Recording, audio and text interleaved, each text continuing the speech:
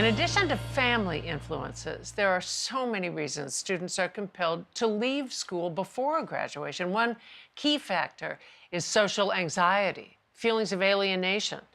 Entertainment superstar Lady Gaga and her mother, Cynthia Germanotta, founded the Born This Way Foundation to support, encourage, and empower students.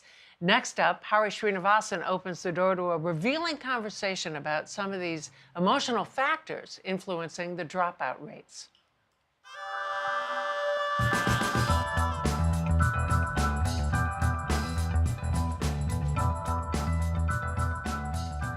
Each year, far too many high school students drop out of the education system. Some students are pulled out, some fall out, and some are pushed out, too often by toxic social and school environments.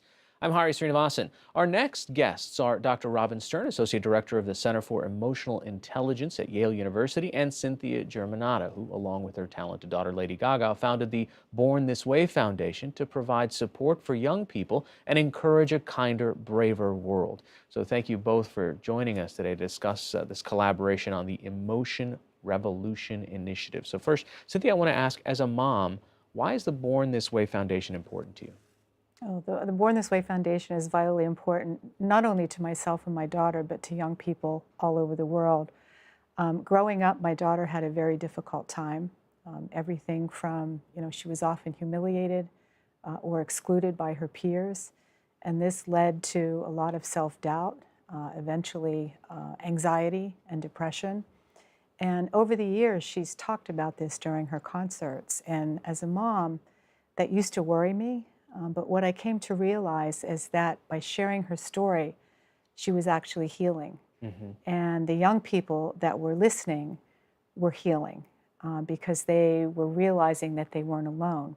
So Born This Way Foundation was created to help young people, to support their mental wellness, their wellness in general, and to empower them to build kinder and braver communities.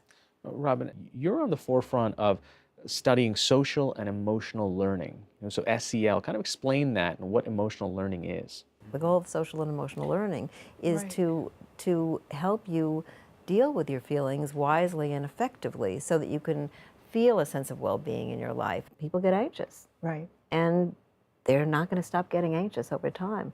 But what will change over time is their ability, if they master the skills of emotional intelligence, to deal in a more effective way with their anxiety, and that makes all the difference. There's a direct link between learning that skill and performance in school. Right. Penn State just released a study that actually showed that if a kindergartner has better social and emotional skills, that they're more likely to graduate and have a job by the time they're 25 years old.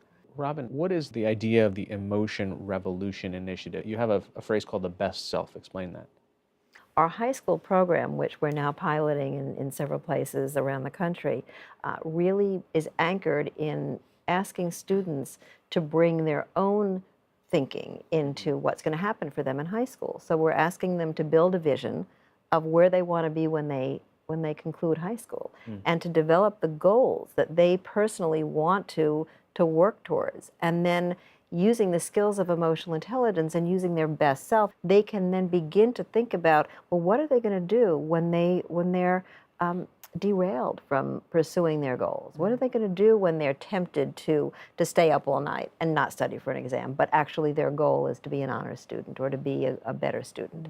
So learning the skills of emotional intelligence and thinking through when they are going to make those choice points, very connected to your best self. And that's a really important program that we're now bringing to America's high schools. It's that we haven't thought the paradigm through in saying that emotional intelligence is of equal value. Schools today, rightfully so, focus on the hard skills like science and technology and math, but they often overlook emotions, which are so vital to the long-term success of an individual and of a young person. And research actually proves that young people who adopt these skills early on, they perform better in school and they actually have fewer issues. Robin, what do you say to a teacher that wants to be able to figure out how to unlock what's behind the life of a student? Kids need to be met where they are. So you're paying attention to your student in a classroom and you're noticing things. They notice that they seem disengaged, they're not making eye contact. They're not sitting with anyone at the lunchroom. They're not turning in their homework. And beginning to approach a student and asking the question of, hey, how are you? I'm noticing this and that about you, is a gateway to a further conversation. And let's say, Cynthia, there's a student watching this conversation who's just on the cusp of turning away from school. What do you say to them? I say to them, first of all, to be brave and ask yourself why, you're feeling that way, and try to understand, what's bothering you, and don't be afraid to reach out. I mean, there's one person out there that cares, that you should talk to. So, be brave, and there is somebody out there who's willing to talk to you, and there are resources available for young people. So thank you for joining us, and good luck with the Emotional Revolution initiative. Thank you for having us. Thank you, and join the revolution. Yes, join the revolution. All right. Helping a student better understand how to manage their emotions will create a better student and a better learning environment. In addition, it'll help keep students in school and help them graduate. In some cases, it may also change or even save a student's life. Visit us online and let's continue the American Graduate Day conversation. Stay with us.